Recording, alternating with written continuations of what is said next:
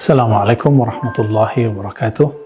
Alhamdulillahirrahmanirrahim. Sahabat yang dimuliakan Allah, ada banyak pertanyaan mengenai satu istilah yang masyhur di kalangan ahli zikir, yaitu latifah.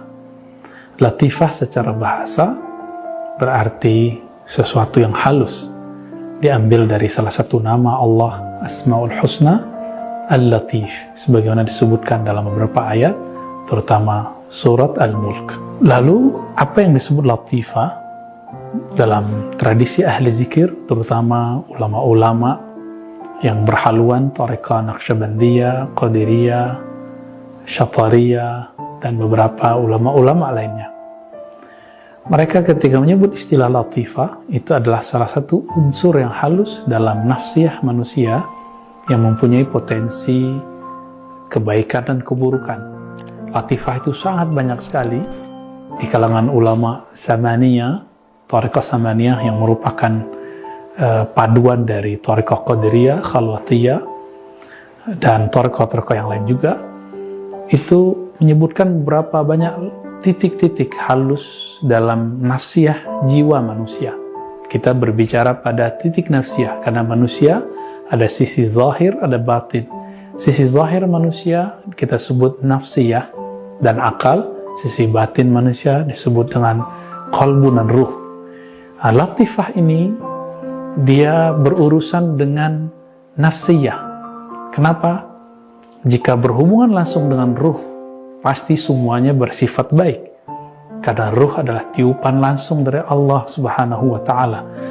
Namun apabila berkaitan dengan nafsiyah, berarti berkaitan dengan sisi manusiawi manusia, yang di dalam diri manusia ada sisi yang baik, fa'alhamaha fujuraha wa taqwaha. Allah menaruh beberapa potensi di dalam diri nafsiyah manusia, baik fujur ataupun takwa, untuk yang negatif ataupun positif, untuk hal yang buruk ataupun yang baik. Sahabat-sahabat yang dimuliakan Allah, lalu apa yang dimaksud latifah dalam tradisi ahli-ahli zikir ini? Latifah ini yaitu seseorang yang berzikir tidak hanya dengan lisannya, tapi mengajak sisi dari nafsiyahnya yang mungkin mempunyai karakter buruk, lalu diajak untuk berzikir menyebut nama Allah Subhanahu wa Ta'ala. Nah, latifah ini biasanya dibagi menjadi 7. Ada latifah qalbiyah, latifah qalbu.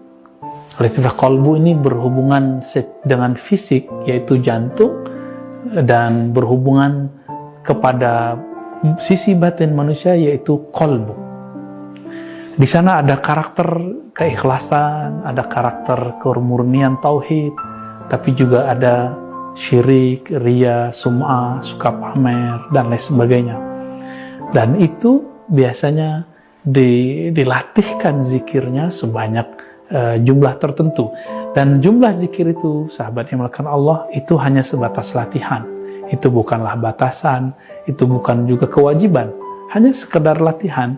Seperti seorang dokter mengatakan kepada pasiennya, kamu punya penyakit jantung, ya udah kamu latihan setiap hari, lari cepat atau jalan cepat sebanyak 30 menit atau 2 kilo, 3 kilo. Kira-kira seperti itu. Jadi ini bukanlah seperti pembatasan tahdidu zikr. Yang penting zikirnya banyak. Ya allazina amanu zkurullaha dzikran katsira. Wahai orang beriman, sebutlah nama Allah sebanyak-banyaknya. Itu disebut latifah qalbiyah. Ada yang disebut latifah ruhiyah. Latifah yang berkaitan dengan spirit. Lalu ada latifah yang berkaitan dengan sir rahasia.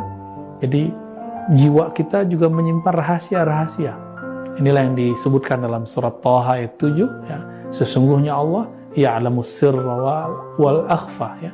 Sesungguhnya Allah Ta'ala mengetahui sir dan akhfa, sesuatu yang rahasia dalam diri manusia dan sesuatu yang sangat tersembunyi. Istilah-istilah akhfa, khafi, semuanya diambil dari istilah mustalahat Al-Quraniyah. Maka nanti ada namanya istilah khafi, ada akhfa, ada istilah latifah fikriyah atau nafsun natiqah yang berkaitan dengan akal, orang-orang yang suka panjang angan-angan, biasanya oleh ahli zikir itu ada tekniknya untuk memangkas supaya angan-angannya bisa dikendalikan. Jadi ini mirip-mirip seperti psikolog, bedanya psikolog melakukan treatment secara zahir, sedangkan ahli kolbu melakukan treatmentnya ke dalam nafsiyah langsung. Jadi memberikan tips-tipsnya langsung, dan itu bisa dipraktekkan di mana saja oleh seorang murid yang kita sebut salik.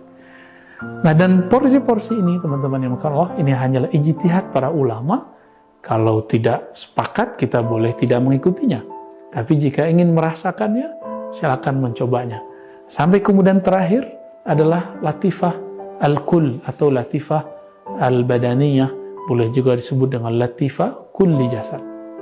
Latifah inilah yang disebut dalam surat Az-Zumar ayat 23, ya, menyebutkan bahwa taqsyairu, karena Al-Quran, karena zikir, maka taqsyairu minhu juludul ladzina yakhshawna rabbahum, bergetar karenanya, merinding karenanya kulit orang-orang yang beriman, ya.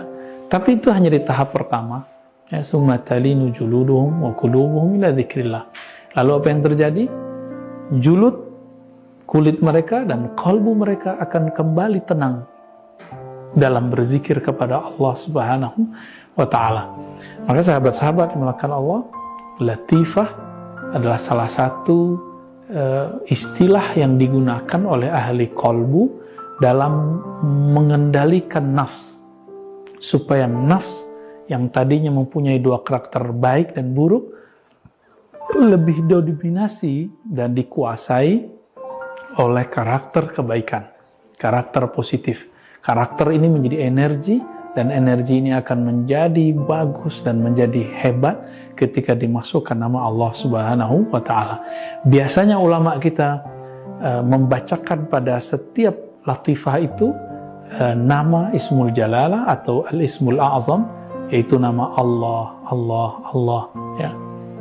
Ada juga yang berzikir dengan hu, tapi lebih banyak dengan Ismul Jalalah.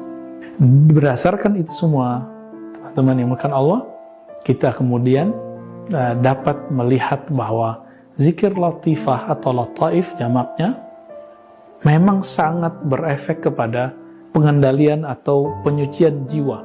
Jadi jika ada istilah qad aflaha man zakkaha, sungguh beruntung yang mentazkiyah jiwa, dan proses tazkiyah paling cepat adalah zikrullah. Nah, inilah yang dikatakan dalam satu athar, satu riwayat, bahwa likulli syai'in siqala, riwayat Imam Baihaqi, wa siqalatul qalbi zikrullah. Setiap sesuatu ada pembersihnya, dan pembersih kolbu adalah zikrullah. Nah, inilah yang kemudian menjadi dasar untuk tazkiyah nafsiyah. Jadi tazkiyah nafsiyah, teman-teman yang karena Allah, tidak diperoleh cukup dengan ceramah, kajian, baca buku. Dia harus ada proses yang disebut riyadhah pada tahapan zikir latifah. Biasanya ulama-ulama Naqsyabandiyah, Qadiriyah, Samaniyah memberikan zikir latifah ini di kurikulum kedua atau ketiga setelah si murid mendapatkan talqin zikir. Siapa yang ingin merasakan nafsiyahnya terkendalikan, mendapatkan cahaya asma Allah, silakan ambil dari ahli.